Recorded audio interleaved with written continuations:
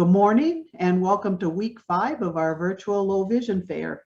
Today's presentation is on head-worn technology to access information. The virtual low vision fair comes to you from the Wisconsin Council of the Blind and Visually Impaired. Our mission is to promote the dignity and empowerment of people in Wisconsin who are blind and visually impaired through legislative advocacy, vision services, and education. Today's speakers are Corey Ballard, Director of Technology, and Luke Scriven, Assistive Technology Specialist, and they're from Vision Forward Association in Milwaukee. So I will turn it over to them. All right, well, thank you very much, Jean, and hello, everybody. Thank you for attending today. My name is Luke, and next to me I am Corey. Thanks for having us today. We appreciate it. Yes, we do. And yes, today we're going to be talking about wearable devices, primarily wearable devices for people with low vision, but also one device which can be used by people who are low vision or blind. And we are assistive technology specialists at Vision Forward here in Milwaukee. So we spend most of our time training people on different assistive technology devices and computers and various things like that. Mm-hmm. And we are quite familiar with the different wearable devices on the market. So, I mean, before we get started, we should probably define what a wearable is. And most of you probably have an idea already, but wearables are pieces of technology which you can wear. So it's all in the name there.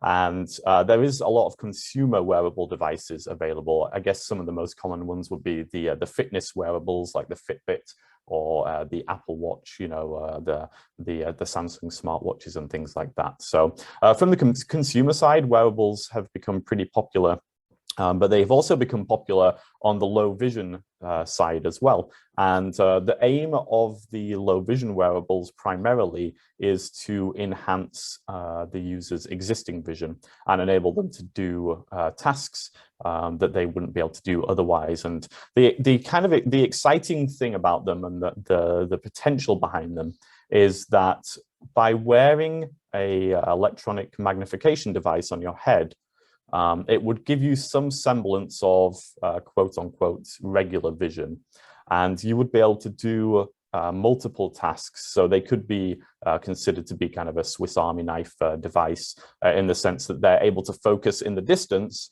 as well as up close. And so, you know, those things like looking at people's faces and watching television and reading, maybe sewing, you know, those types of tasks can all be done with the same device. Now, that's the potential. I'm not going to say that that's actually where the technology is at the moment, but that is the potential. And so theoretically, they can be a very powerful tool for a low vision user. In reality, there are definitely challenges that are faced with wearables at the moment, and they are challenges which might be overcome in the future as technology improves. But it's important to be aware that if you are interested in a wearable device, it's very much the case that you should try it out before making a financial commitment. And I mean, that's the same, that's true of any assistive technology device. Yeah, so it's not just wearables, but I would say with wearables, it's even more important because, for example, with a regular, you know, desktop CCTV, you pretty much know what you're getting into with those. You know, the technology is very familiar, and you could buy one without trying it and be pretty sure that, you know, you'll know what you're going to get. But with a wearable, that's really not the case. Like, each one is different. Each one has its own specific features, and the way that you respond to it as a low vision user is gonna be different. So you really do need to try them out. And I think with the wearable devices, it's so important to try them out because, you know, we've all kind of joked about the magic glasses, you know, and I think these wearables start to get kind of close to that wearable or to that magic glass category. And so you don't want people to have unrealistic expectations. Right. And so it's so important to try it out first so that you really get a good idea of what these devices are capable of and how you, like you said, how you respond to each of them. Yeah, exactly. So the tricky part of that, of course, is knowing where to try them.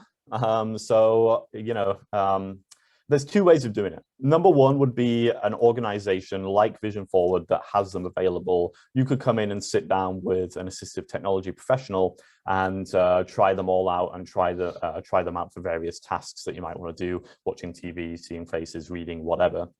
And that's a really good way, but it depends whether there is an organization in your area that has them available that you're able to go to. Now, the other way is to get directly in touch with the manufacturers. And they would either be able to point you to a rep in your area who would be able to give you a demo, or if they don't have a rep, they all have a money back system where you can buy up front and then return for a full refund within 30 days if they don't work for you. That's not an ideal scenario because obviously you've got to pay for it up front. So plus the lack of training too. Yeah, Again, well, yeah. So that can be trickier, but if that's what you have to do and you're really interested in the wearables, at least it's there as an option. And it's always a good idea if you can to find an organization or a representative who carries more than one brand of the wearable. Yeah. And I think this is true really about any piece of technology. When a representative comes and works with you and they only sell one brand, you tend to wonder sometimes how much of a real unbiased opinion are you getting of that product. Definitely not getting an unbiased opinion, I would say. Yeah. But it's tough for an organization to have. Sometimes it's tough for have one, and it's definitely tough to have multiple because it's not that these devices are super cheap either. So. For sure. But I mean, if any of you are interested in after this presentation, then like I say, Vision Forward here in Milwaukee does have these devices available to try. And today we're going to be looking at 4 different devices.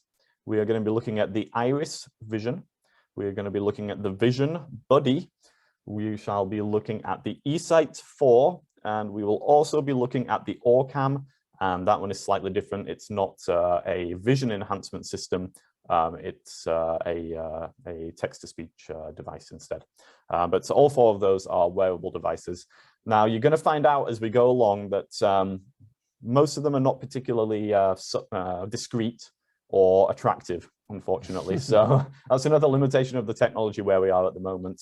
Again, that is improving over time. So I've seen some devices which aren't out yet, but which are going to look a lot more like sunglasses, which is ultimately the goal, is to get something that looks just like a regular pair of glasses that will enhance your vision.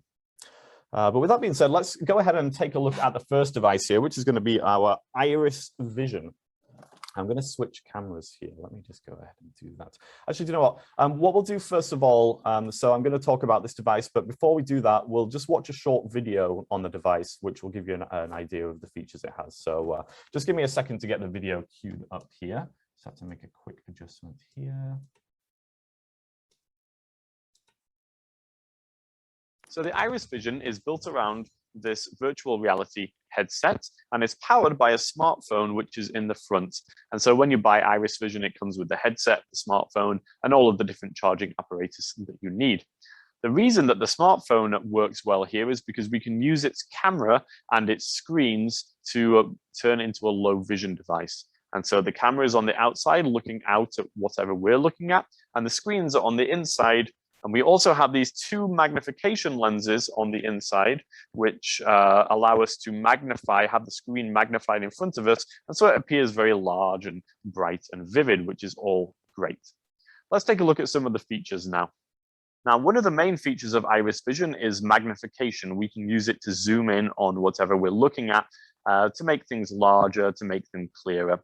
And in order to do that, we can simply have the headset on, look toward what we want to see, and swipe on the side. And we're going to go ahead and zoom in. And hopefully you're seeing this on the television screen to my left here. There may be a bit of lag because of the internet connection that we're using, but hopefully that's zoomed in. You've got an idea of how that works. And now we're going to zoom out again. Super easy to control. And we can zoom up to 12 times magnification, which is enough for most scenarios, obviously depending on your vision loss. Now, we can use Iris Vision to read, to watch a movie, to go to a museum, to go to a concert or a play. It's suitable for many, many different things. For reading specifically, there is some high contrast color modes. Let's take a look at those. So I've got something in front of me here. We're going to go ahead and switch to a high contrast color mode. Here we go. We're in a reading mode. This is a high contrast black text on a white background, and we can obviously use that in conjunction with our magnification. Or if we prefer, we can switch to the white text on the black background. And again, we can use our magnification here. Now, let's say that our eyes are tired, or that we're finding it hard to keep our head steady, and that we want to read something. What are we going to do then? Well, the latest version of Iris Vision, which is called Iris Vision Live, is able to read text aloud to us. Let's give this a try. This is called OCR. I'm going to hold up this text in front of me. We're going to press a button to take a picture of it. Good. Okay, and now it should be able to read it aloud to me. System Technology Fair for the Visually Impaired, sponsored by Berlin Lions Club, Tuesday, October 1st, 2019, 10 o'clock a.m. 008 a.m. Berlin Senior Center, 142 Water Street. And I have options here to pause, to play, and to change the reading speed. And the text is also being displayed right in front of me in large, high contrast print. Some of the other cool features that have been added to Iris Vision Live are a photo gallery and a video player. Let's take a look at the photo gallery first of all. I'm going to go to there. Photo gallery. And in here, I've saved pictures that I've taken while wearing the Iris Vision. I have 3 pictures available at the moment. I'm going to go ahead and open this one of me.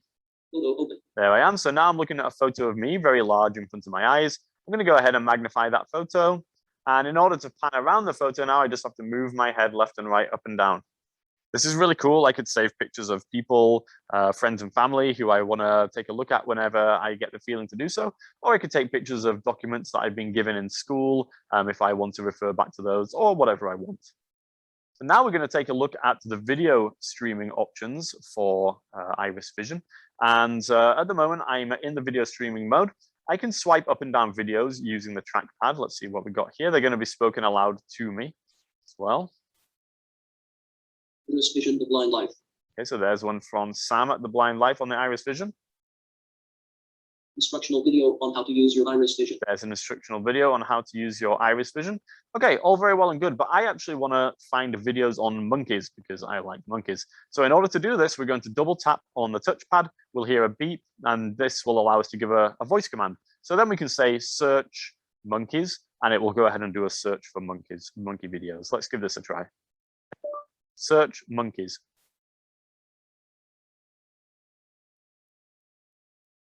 Okay. So that was the video on the Iris Vision. So hopefully that gave you all. You left everyone on a cliffhanger. I know, waiting for monkey. Well, videos. the problem was that as the video went on, it was during my my early days of video editing, and I had like flashing disco lights going on. Oh, and I decided it good. wasn't Yeah, appropriate. got it. Anyway, as I was saying, that was the Iris Vision. So hopefully that gave you an idea of what the Iris Vision is and how it works. So I'm just going to switch over to a different camera here and give you guys a close-up of the Iris Vision, which is right here. And so the Iris Vision is built around a virtual reality headset. And it's just an off-the-shelf Samsung VR headset.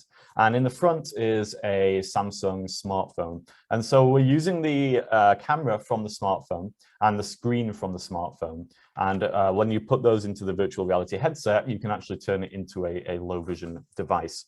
Now, this headset fits right up against the face. And so it completely blocks any external light. And it also blocks your peripheral vision. So you are completely immersed in the headset when you put it on. And that's important because that means that you can't walk with this device or with devices similar in design to this. So you can't walk while you are wearing it. Now, the Iris Vision actually has a neck strap. And so you can hang it around your neck as you're walking and then just hold it up or put it on whenever you want to look at something. But for the most part, it's just going to be there for when you're standing still or sitting and so on and so forth. The great thing about this type of design is because it is fully kind of up against your face, the screen is very close to you, and it's also magnified because of those magnification lenses just inside the headset here. So you get this very large screen and this very wide field of view. And because of that, it's actually one of those types of devices where a lot of people will put it on and instantly they will have an improvement in visual acuity. They will be able to see better, and so they will have that kind of wow moment, and that's pretty common with this device and with devices similar to it, particularly for people with central vision loss. And I will say that that's the people who these devices generally work the best for, those people with central vision loss. Is there an acuity when you talk about central vision loss? What about, is there certain acuities that individuals Yeah, so usually we're looking in the range of 2200 to 2800. There is some movement, before and after those numbers. Sure. But if you have vision better than 2200, you sometimes don't like these devices because you can see the pixelation of the image as you zoom in. Mm-hmm. And if you are worse than that, then the device might not provide enough kind of magnification, or just not really having beneficial effects. So as we saw in the video, and let me just switch back to our front camera here quickly. Okay, there we go. So as we saw in the video, the Iris Vision does have a lot of functions, and it is one of the more feature-rich wearable devices. There's a lot that you can do with it. That does increase the complexity of its use somewhat. So if you are a bit of a technophobe, it might not necessarily be the best device for you. But if you are somebody who is into technology and wants all the features, then I would say the Iris Vision is a good one to go for. Let me just tell you about some of those features. We saw some in the video as well.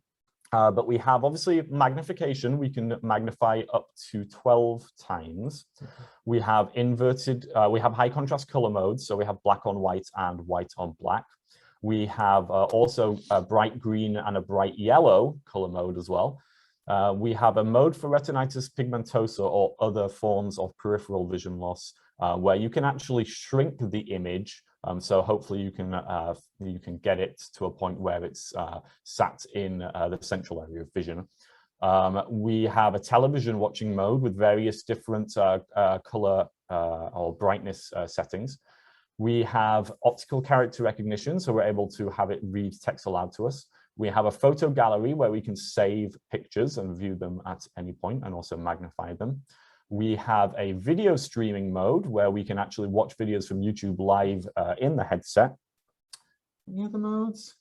No, I think that's it. Yeah, so there's quite a few modes that you can choose from. Now, you can actually disable any modes that you're not going to use. And that's important because in terms of the controls, and allow me just to switch back to my other camera again, all of the controls are located on the right side of the headset.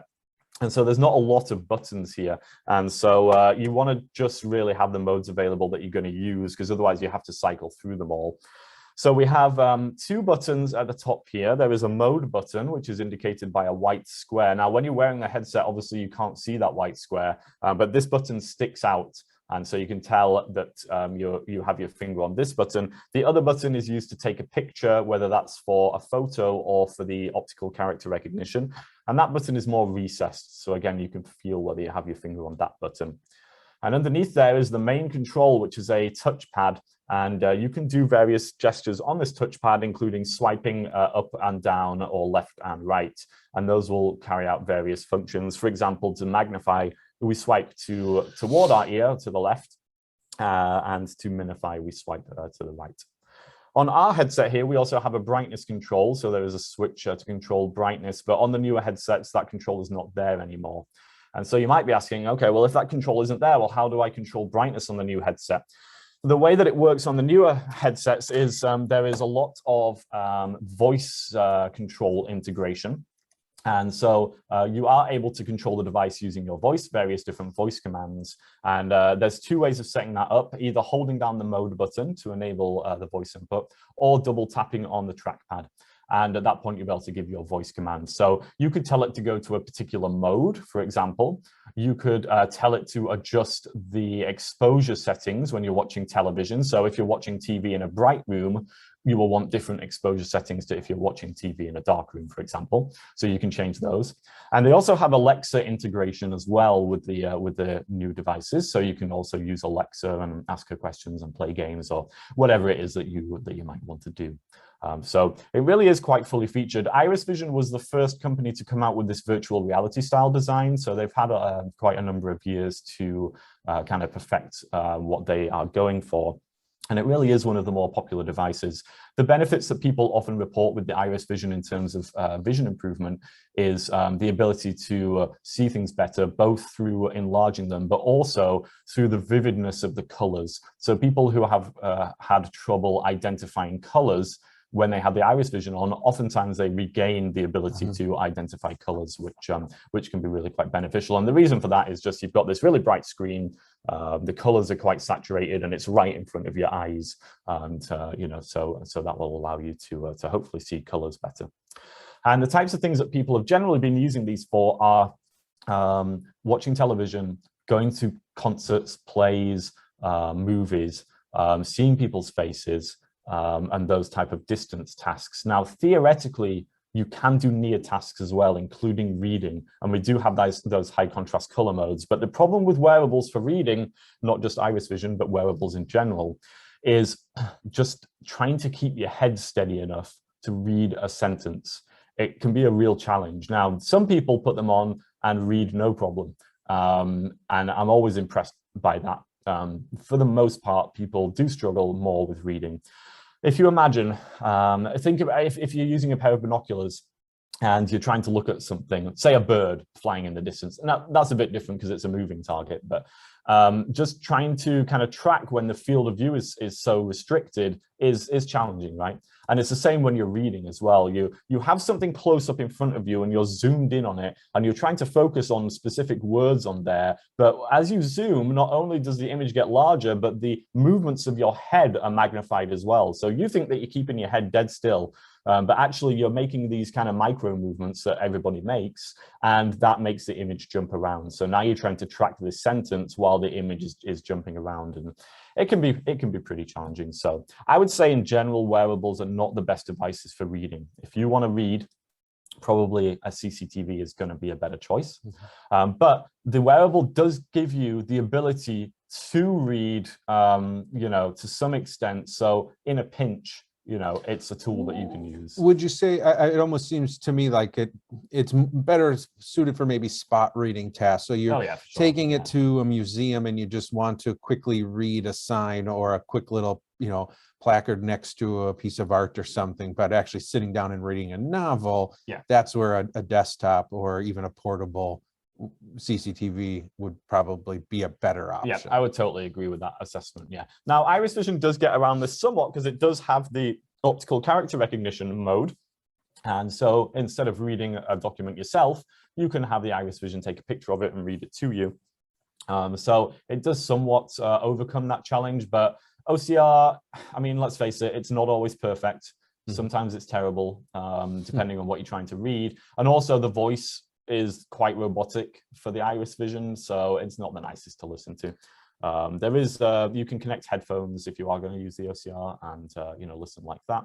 But yeah. And I think with OCR, the other thing to remember too is a lot of times individuals who are just starting to use OCR tend to think that it will mimic visually reading a document.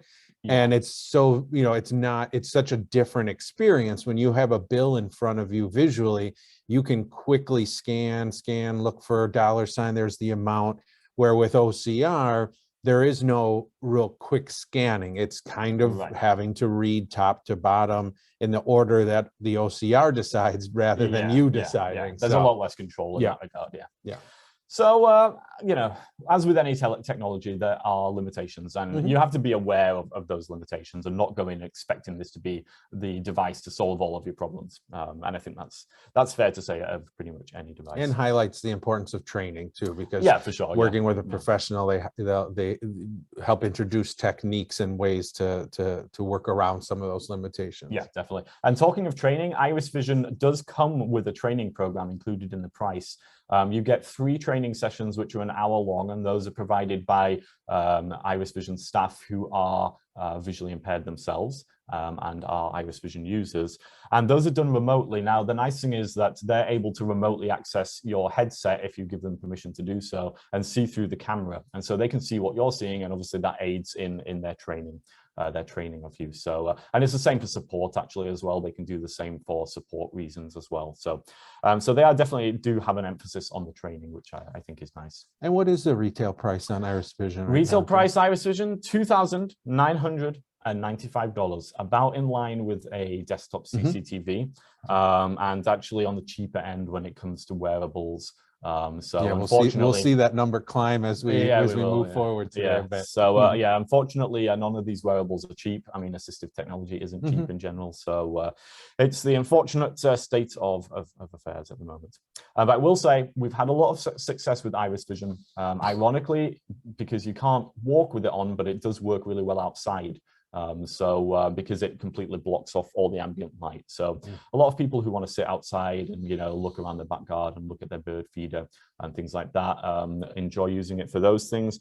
And also, I had somebody who went on a trip to Europe and wanted to see all of the, you know, all of the tourist sites and stuff, and they took it with them and had a great time. So, so yeah, a lot of potential there. Should we open it up for questions? Oh yeah, so yeah, at the end of the Iris Vision presentation there, we have 3 other devices, but if anybody has questions at this point, then feel free to raise your hands or put them in the chat. Yeah. I had just a quick question. Are the only gestures the forward, backward, and up and down? Those are the only gestures you need to use. Yes. Okay. Yes, so it's pretty simple. And the control was on the right side? That's actually one of the downsides to this because, well, number one, if you're left-handed, it's not natural, but also I have had clients who don't have use of their left side, and so they can't control it. There was a remote at one point, which you could use with either hand, but that didn't work very well, so they stopped doing it. And remember, there is the alternative voice commands That's for true. individuals who, you know, are able to voice those commands. But you still have to activate. Yeah, I still have to start. Oh, they don't have a hands-free mode for that. They may do now. Okay. I'm not 100% sure, but they haven't done. So I'm not 100% sure on that right now. Got it. Okay, thanks. Yep. Right, if that's the only question, we shall move on to the Vision Buddy. Let me go ahead. Well, actually, you know what? We'll get the video going for the Vision Buddy here. So let me go ahead and do what I need to do here. All right, so now I have on the Vision Buddy headset, and with any luck, you're getting a video feed of what I can see inside the headset. So I am screen recording. Now I do have a cable at the moment connecting the headset to the computer in order to do the screen recording. Obviously, normally that cable wouldn't be there. And I do have the transmitter hooked up to my laptop. I'm going to try and play some video over YouTube to give you an idea of what that looks like in the headset. I don't have a cable box here, so that's the next best thing. But for the moment, we're in the live magnification mode. This is the type of mode which you would normally get with any other low vision wearable. Now, you might see the image jump around a little bit. That's because I'm talking, and obviously that makes my head move. So that is to be expected. At the moment, I'm seeing the room that I'm sat in. This is Vision Forward's tech room here, and we're at 1x magnification. The image quality is good, and the color reproduction is good, and the field of view is very wide, as you would expect for this type of headset. Let's go ahead and zoom in. We can go up to 8x altogether, and every time we zoom, we'll hear a click to let us know that we've gone up a level. So here we go up to 2x. Good. Image quality is still good and looking nice. Let's zoom up again, up to 3x. Let's go all the way up to 8x here. There we go. Obviously, as you zoom in, the image quality does degrade. This is the same with any other of these low vision wearable devices. So the image quality isn't as good at 8x as it is at 2x. Focusing is automatic, so that's good. It's very simple to zoom in and out. There's only 3 buttons on the side of the headset that we really need to worry about. One of those is to change between the different mode. That's called the features button. And then we have the magnification controls, magnification up and down. So very, very simple to control. All in all, this live magnification mode is good. It can be useful for seeing people's faces, for going to a concert or a play, any time when you want to look at something and magnify it. But now let's take a look at Vision Buddy's main feature, the TV watching mode. As I said, I have a video queued up on YouTube on my computer. And if I just hit the features button, it will take us through to the video mode. So let's go ahead and hit that button now. Aha, and there is Steve Harvey. Oh, there we go. There is Steve Harvey in the midst of one of his famous big smiles there. So we have a video queued up. It's paused at the moment. And it's just like being in the cinema. I'm seeing this big screen floating right in front of me, which is very cool. Let me show you the magnification. Using those same magnification controls, we can zoom in all the way up to 12 times so we can get real big. Let's take a closer look at Steve here. There we go. There's his face. Again, as we zoom in, the image quality does get lower, but again, that's to be expected. At the moment, this screen just looks huge in front of me. And in terms of panning, I just have to move my head left and right, up and down in order to pan around the image here. Let's just go up to 12 times just for giggles to see what that looks like. There we go. Steve's face is huge in front of me at the moment. I'm going to back it off a little bit here. We'll go back down to 2 times.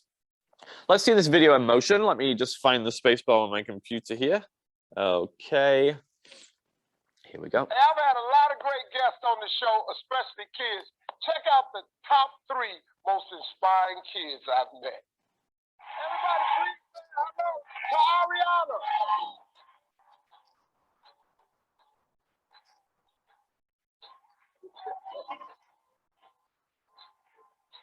Hello, Ariana.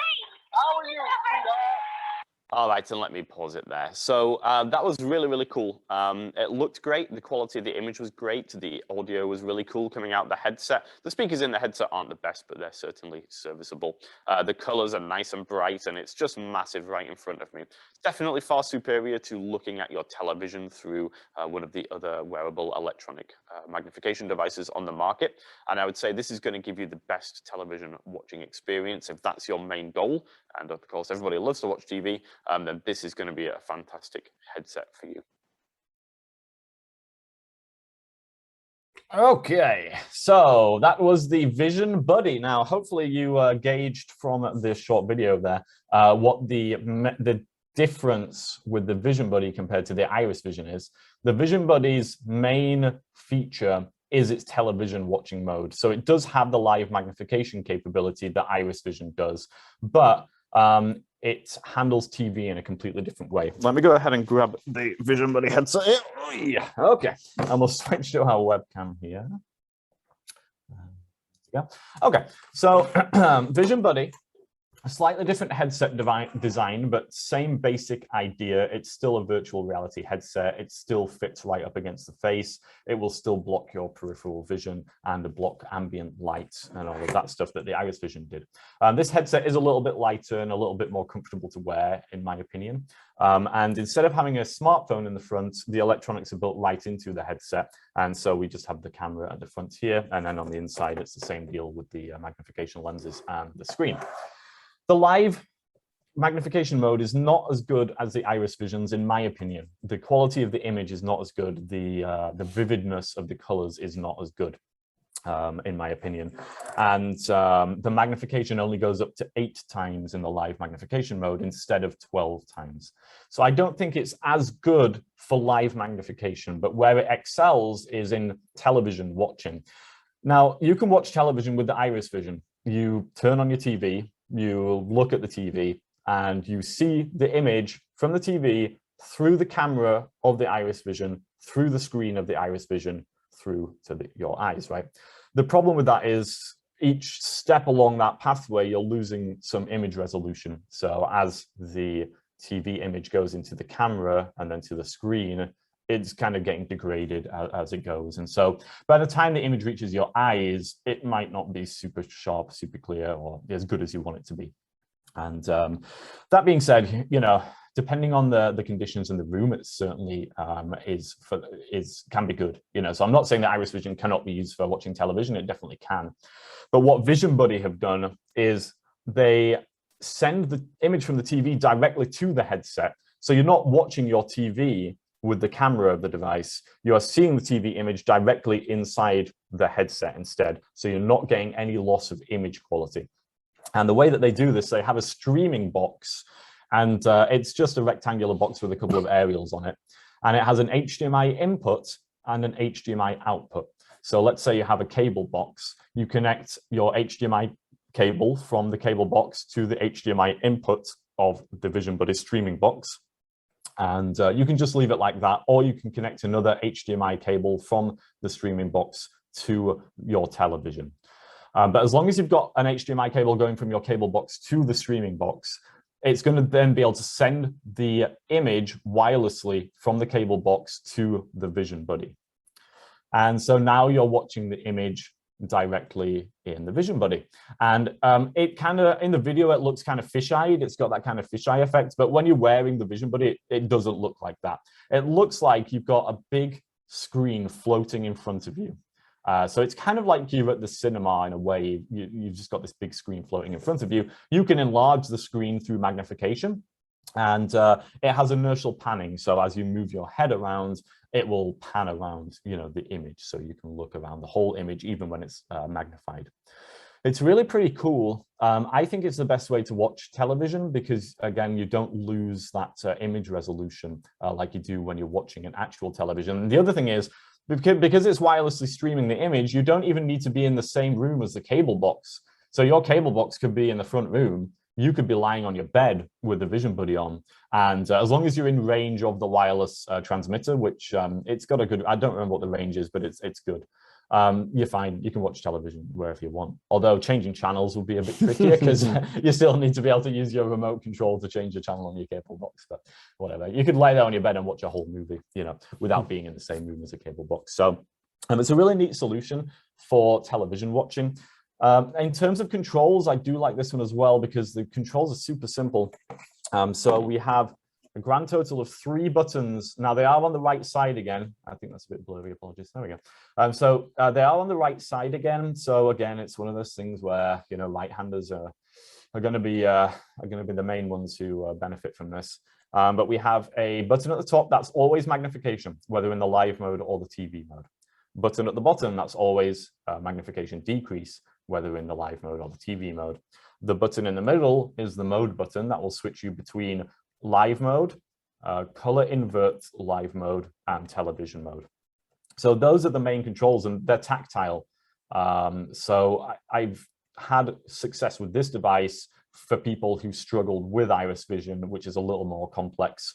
There's a bit more going on with that one. Now, there are some buttons on the bottom here as well, just to point those out. We do have a charging port. There is a power button to turn the device on and off. And there are some volume controls and a headphone port. The reason for those is that the audio for the Vision Buddy comes right through the headset. So not only does it stream the video, but it also streams the audio. The speakers are a little bit tinny, to be quite honest with you. So the nice thing is they're right there on your face, so at least they're not hard to hear, but it's not the greatest sound quality. So you probably want to plug in headphones for the best experience. Or you could always turn it all the way down and still hear the TV sound if you're in, yeah, or is there a little bit of a delay? Yeah, probably? Therein lies the problem. Yeah, so you're right. The image going to the streaming box and then going to the headset, all great, but you might have other people in the room who want to watch TV at the same time. So now you've got a cable going from the streaming box to the television, and that's passing through the signal to the TV as well. So now you've got the image from the cable box in the Vision Buddy and on the TV. Okay, great. However, the Vision Buddy gets the image like 1.5 seconds or 2 seconds later than the TV gets the image. And so if you've got the TV going on at the same time, those people who are watching that are seeing things slightly before you are. And if you've got the audio of the television going on, that audio is slightly before what you're hearing. So that's a bit of a downside. And for that same reason, you can't really use this connected to like a computer because you move the mouse and then you see the pointer move like 1.5 seconds later. Same for playing a video game, you make an input on the controller and you see the actions happen 1.5 seconds later. So I'm hoping they can get that latency down at some point because that would open up the possibility for even more functions. But as it is, it's primarily going to be TV watching, and you can connect any device that outputs over an HDMI cable. So it could be Apple TV, it could be your Fire TV. I was just going to say a Fire Stick USB, Fire Stick for $50 exactly, is a real inexpensive way to get Netflix or Prime or Hulu. For sure. And those would all be okay because once the video is playing, that latency is not. It doesn't matter at that point. Yeah. However, as you navigate through the menus of those things, you've got to be aware of that latency. So you press down on the controller to go to the next program. You've got to wait for you know, like a second and a half. Sure, Yeah, sure. to see that actually happen in the Vision Buddy there. But this is a really cool device. I'm not going to talk about it anymore because we're already running out of time. It's already 11:15. But if anybody has any questions about the Vision Buddy, oh, by the way, it's same price as Iris Vision, 3,000. If anybody has any questions, then feel free to ask those now. Did we turn the mix minus back on? Yeah, it's on. Okay. Anybody have any questions on that one? Okay, so I don't think we have any questions on that one. So we will move on to the eSight 4. Let me go ahead. Well, okay, let's watch our video here. So we're going to switch over to our video. So here we have the new eSight 4. And if I give it a rotate here, hopefully we can see the whole thing. And if you're familiar with the eSight 3, then you might recognize the fact that this is very different in terms of the way it looks. They've completely redesigned it. And they've redesigned it in a really good way as far as I'm concerned. So now in terms of fitting, we have a halo band. And the halo band just sits on top of our head and supports the whole unit, and it's very comfortable. We also don't have a wire going to a separate remote. This is now wireless, and that's always a nice thing. And the other thing is that the screens on the inside, which you can hopefully see there, those can be adjusted by you. To adjust the pupillary distance, get them seated right in front of your eyes. A little hard to show on camera here, but yes, those are adjustable, and so you can get those right where you need them, and you can adjust them whenever you might need to. Let's put this on and see what it looks like when it's on. So the back is down at the base of my neck, and the top of the halo is kind of along the top of my forehead, and now the screens can be just pulled down right in front of my eyes. Now, I am wearing glasses, but this fits right over the top of my glasses, so there's no more custom prescription inserts necessary, which is a really nice touch. And you could put whatever glasses you wanted on underneath if you wanted to put sunshades on, or anything like that. Or if you don't want to wear glasses, you don't have to. The way that this is adjustable is really good. You can adjust it in many different ways to get it just right in front of your eyes. And you can also get the screens real close to your eyes, and that allows for a nice wide field of view. And a nice comfortable experience with wearing the eSight. Now the battery is located at the back here, and you can actually just go ahead and pull it out and pop it in, doesn't matter which way. Very easy to change over. And they do include 2 batteries in the box, and so you can easily swap those out when you need to. Each will last for about 2.5 hours. There's also an internal battery built in here, so when you do take the larger battery out, then it will run on the internal battery for about 15 minutes until you swap the batteries all over. All very cool stuff, all very clever. But what's the functionality? Well, let's discuss that now. So in terms of functionality, there's a lot going on with the eSight, and there always has been. It's always been able to do a lot of different things. One of the things is the Bioptic Tilt, and this has been a feature of eSight from the start. We have the ability to tilt the screens up and down in front of our eyes, and this allows us to be mobile while wearing the eSight. Not too many wearables allow you to be mobile, and this is a really good solution to that. So for those who want to walk around while wearing their wearable, then you can certainly do that. Apart from that, we have what you would expect: magnification, contrast enhancement, false colors, and also a whole lot more. But how do we control those things? Well, we have choices. We could use the included remote control, not too many buttons. It's pretty easy to get the hang of. We could also use touch sensitive pad on the side of the device, and that will allow us to use swipe gestures to control it. There's a couple of buttons up there as well. And we could also use the app, and the app is going to allow us to control a number of different things. So there's multiple. All right, and we'll stop that video there because apparently it goes on for a little bit longer than I was expecting. All very useful information. Yes, I'm sure it is. Yes. But hopefully that gives you an idea about the eSight 4. Now, the name gives you a clue that this is actually the 4th iteration of this device.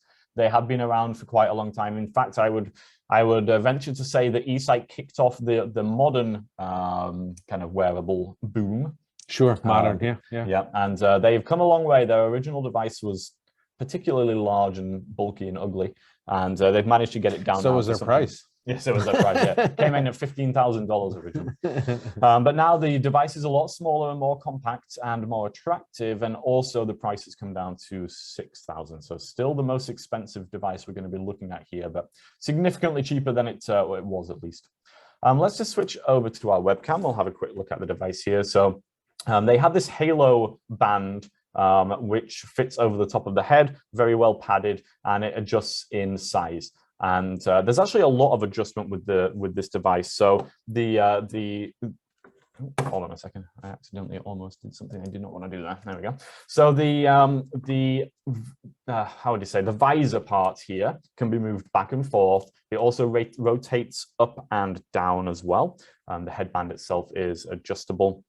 I think there's another degree of adjustability somewhere as well. It's really quite adjustable. And the idea is obviously to get it so it fits very comfortably on your head and get the screens right in front of your eyes. Now, you may have noticed this is not the virtual reality style design that we had looked at with the other two devices. This is a completely different design. And whereas the other two devices use an off-the-shelf piece of technology, an off-the-shelf virtual reality headset, this device has been built from the ground up, and so it is custom built for people with visual impairments.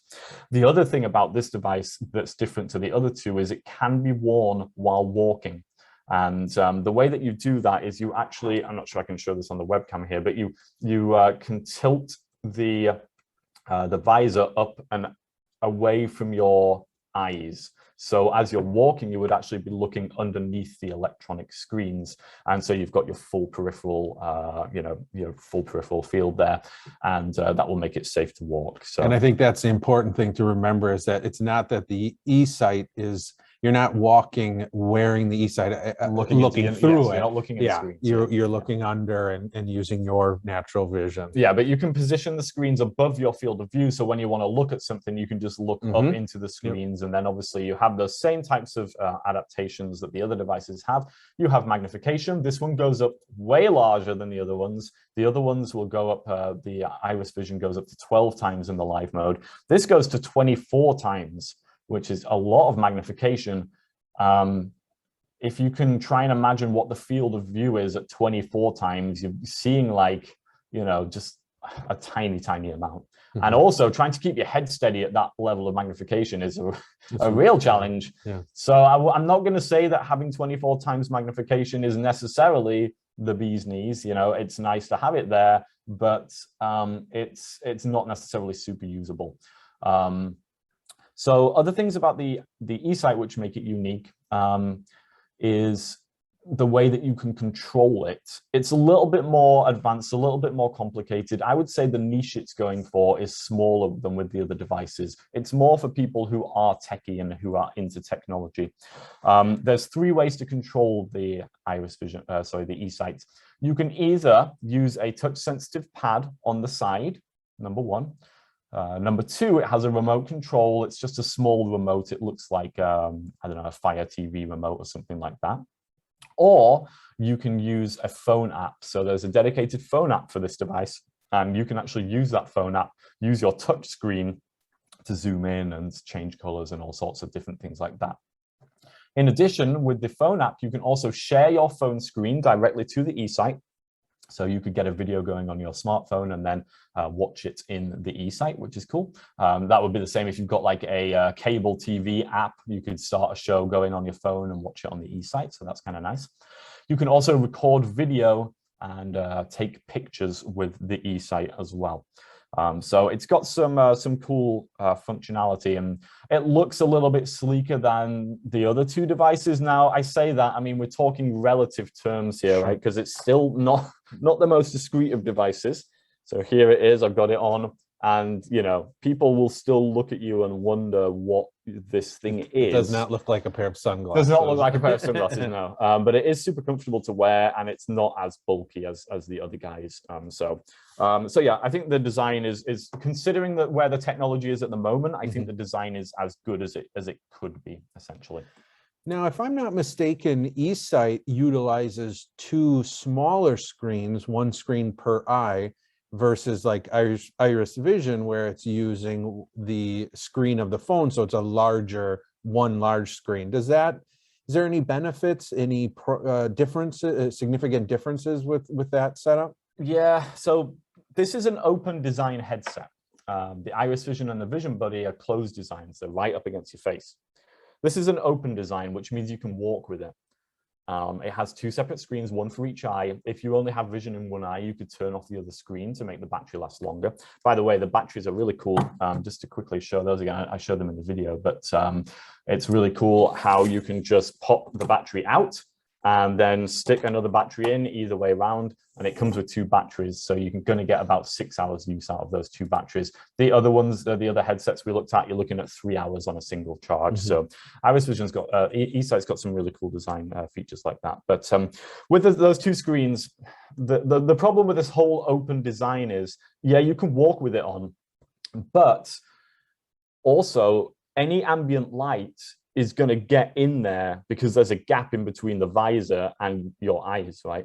So now you go outside on a bright day, you've got a lot of light coming down and it's glaring off of the screens. So again, we have this ironic problem where eSight is made to be used outside, but it doesn't work as well outside as like Iris Vision, for example, because of that ambient light issue. So it's a real problem in wearable design that I'm hoping somebody is going to be able to solve at some point. When you go outside with the eSight, the screens are harder to see. And they're also smaller as well. So you've got one for each eye. There's no magnification lenses like you get with the Vision Buddy or with the Iris Vision. So each screen is smaller, and that means your overall field of view is smaller as well. And that makes it less easy to use the eSight. You don't see as much in the screens. You notice more of the image shaking around and so on and so forth. So again, it's pros and cons with all of these. I will say the eSight is the most specific in terms of who it's going to appeal to. So less people will get on with the eSight than get on with the other ones. But for its intended audience, it does well. It has an HDMI input as well, so you can input any HDMI into it, and there's no image lag at all. So you can use it for inputting a computer or a games console into and using those.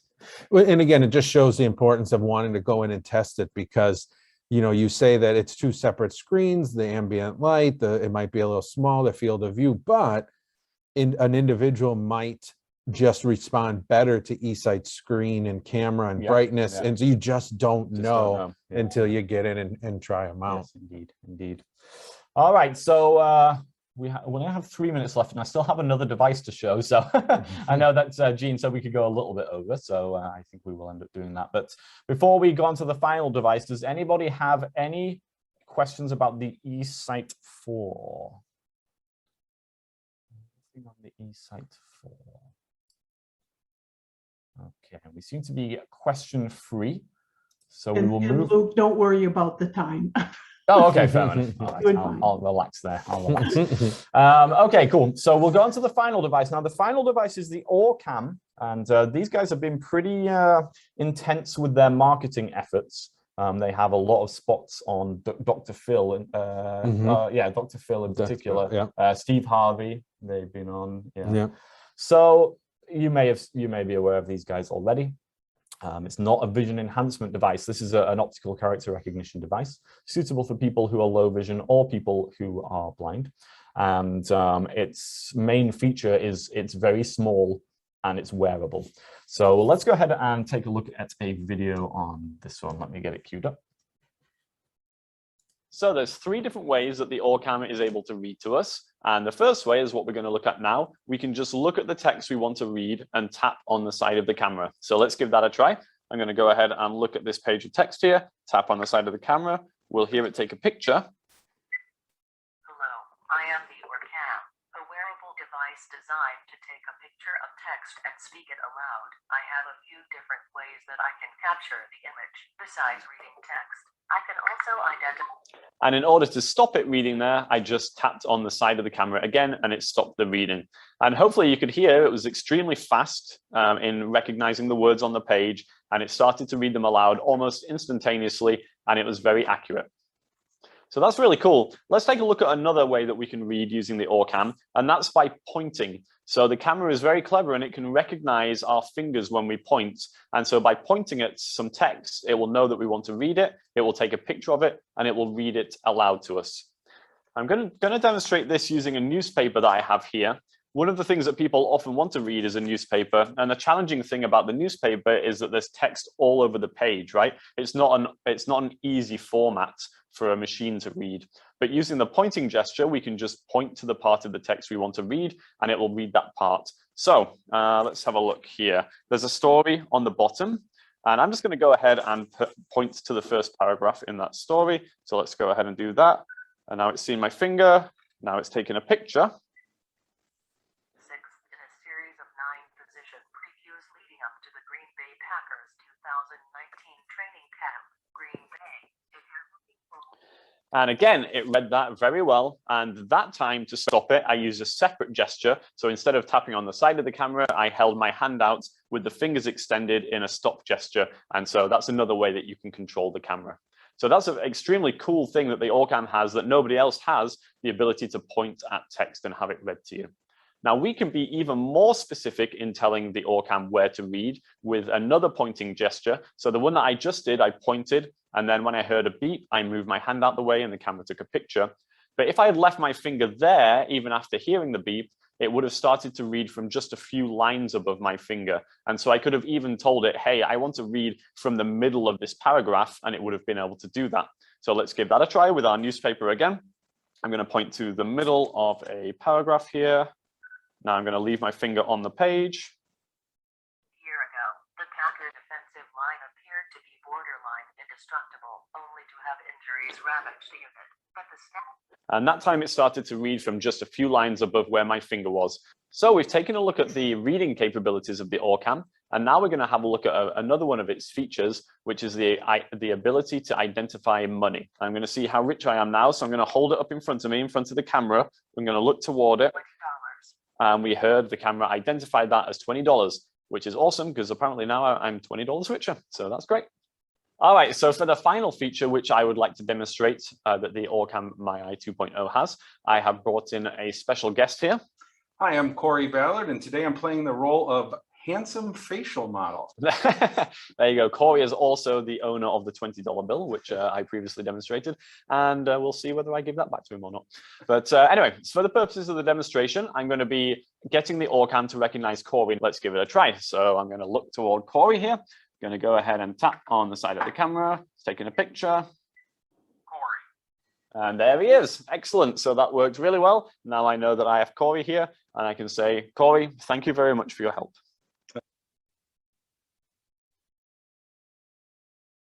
Okay. So that was the OrCam. Pretty neat bit of technology. Let's just switch over to our webcam here. One of the things you may have noticed about it is just how small it is. So the entire device is about the size of my pointer finger, and it's super lightweight as well. And it's designed to fit on the side of a pair of glasses. Now they do actually have a handheld version of this now as well, called the OrCam Read. So there's 3 versions of this available: the OrCam Read, the OrCam MyEye Smart, and the OrCam MyEye Pro. I think I've got that right because they've changed the names a few times, so it gets a little bit confusing. But it's a really kind of powerful device, particularly for reading. Now, you did see some of the other features in the video there: facial recognition and the money identification. And it can identify colors, and it can identify products. So there's a fair few things it can do, and faces, of course. Did I say that? No, I don't remember. Okay, there we go. Said it twice. But the main thing, the thing that it's best at is the OCR. It has probably the best OCR of any device that I've seen. It's very quick. It's very accurate. And the voice is, is easy to understand and good quality. So in terms of reading, it has a lot going for it. And as we saw in the video, for a low vision user, it's particularly powerful because you're able to point to specific areas on a page that you want it to read to you. And so you just hold up what you want to read in front of you. Now, if you want to read the whole thing, point to the top. It will read from the top to the bottom, and it can read an entire 8.5 by 11 or more. But if you want it to read halfway down the page, you can do that too. Point to the middle of the page and just wait for it to start reading, then move your hand out the way, and it's going to read from where you pointed to the bottom of the page. So for low vision users in particular, people who want to read the newspaper and things like that, it can be really, really neat for that type of thing. It can read from paper or from electronic screens. So you could read from your computer with it. You could read from your smartphone screen with it, no problem. The other features, facial recognition, you can save people into its database And then when it sees them, it will tell you who the person is. The problem is it's not always accurate. So I would say it's 80% accurate. If somebody changes the way that they look, obviously it's going to have trouble identifying them. Sometimes it will misidentify people, so on and so forth. So it's not 100%, but it's good, I will say. Color identification, complete waste of time. Don't bother, it's terrible. Maybe that was a bit harsh, but that's how I feel. Most camera-based solutions are, though. Right, yeah. Product identification. Okay, yes, it has a database of millions of products. It identifies barcodes. As long as you're looking toward the barcode, it will tell you what the product is, if it's in its database. If it's not, it will tell you that it's not in its database. That's all well and good, but if you don't know where the barcode is, now you have to try and identify where that is. And yes, you can rotate the product and wait to see if it tells you what the product is, but it's not super fast. Like with like an ID Mate Galaxy, you know, as soon as it sees that barcode, it's going to tell you what it is. Whereas with the Orcam, you have to kind of just wait. So now you've turned the product over. You don't know if the barcode's on the side that you're looking at, and you're there waiting to see if it's going to say something to you. It makes the whole process a little bit painful. Now, you can use the optical character recognition to read the label, but with products that can be tricky because they can be quite cursive or weird colors, and OCR devices don't always do a great job with that stuff. So it's a feature. I wouldn't say, you know, it's amazing, but it's there. What else do we have? What else do we have there? Color ID, facial recognition. Money identification. Oh yeah, and the money identification. Thank you. Yeah, that works great. No problem. Just go ahead and hold up a note in front of it, and it will tell you the denomination. No problem. So you can control Orcam either with the touch bar on the side, but and you can tap on it or swipe on it to do different things. Better though to use gestures, pointing gesture to get it to read, or hold the hand out with the fingers extended to get it to stop reading. So those are super powerful. And then there is also voice commands as well that you can use. You can use them to change volume, to connect to Bluetooth headphones, and to do something called smart reading. Now, when I made the video, this feature was not there, but this is a super powerful feature which is unique to Orcam. Smart reading allows you to take a picture of the page and then ask the camera to find something on the page for you. So a classic example would be you take a picture of a bill and then say to the Orcam, find amount due, or you know, whatever it might be. So rather than having to listen through that entire bill to see if you can catch the amount that you owe, it's going to find any text on there that says amount due and read it to you. Same with a menu. You take a picture of a menu with smart reading and ask it to find desserts, and now it's going to read from the desserts part of the menu. So this is a really powerful tool that I think really makes OCR a lot better, because the problem with OCR is just the fact you can't scan with OCR, or definitely not as conveniently as you can with vision. And, you know, that makes it a lot slower to use, even when you've got the voice speed cranked up. And yeah, with OCR devices, you know, you can forward wind and rewind often, but then you're just trying to guess, like, you know, where the bit that you want to listen to is. With the Orcam, you can just ask it, and it really does work quite well.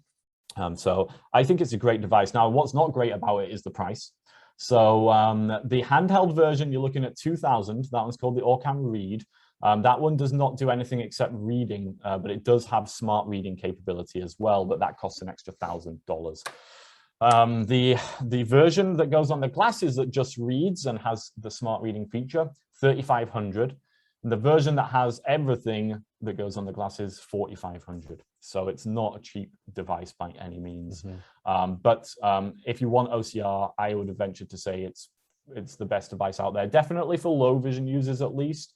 For blind users, it can be challenging, just the fact that you are looking at the document that you want to read. And if you aren't used to orienting your head toward a document, now you have to learn how to point your head to look at the document that you want to read before taking the picture.